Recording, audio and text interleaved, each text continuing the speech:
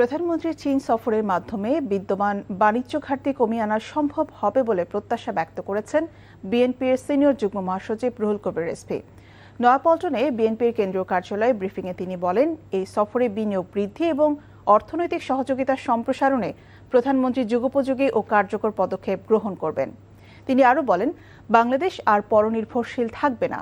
একটি গোষ্ঠী দেশকে অস্থিতিশীল করতে চায় অভিযোগ করে তিনি বলেন, বর্তমান সরকারের আমলে দেশ বিরোধী কোনো কর্মকাণ্ড মেনে নেওয়া হবে না। প্রধানমন্ত্রীর রাজনৈতিক উপদেষ্টা বলেন, বিরোধী দল নতুন ফ্যাসিবাদের অভিযোগ তুলছে, অথচ তাদের নিজেদের কর্মকাণ্ডে ফ্যাসিবাদী মানসিকতার প্রতিফলন দেখা যায়।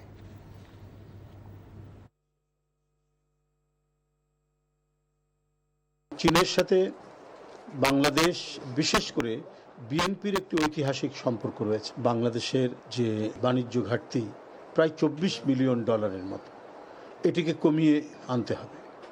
সে ব্যাপারে দেশের জনগণ প্রত্যাশা করে দেশের প্রধানমন্ত্রী এ বিষয়ে যুগোপযোগী এবং কার্যকর পদক্ষেপ গ্রহণ করবেন।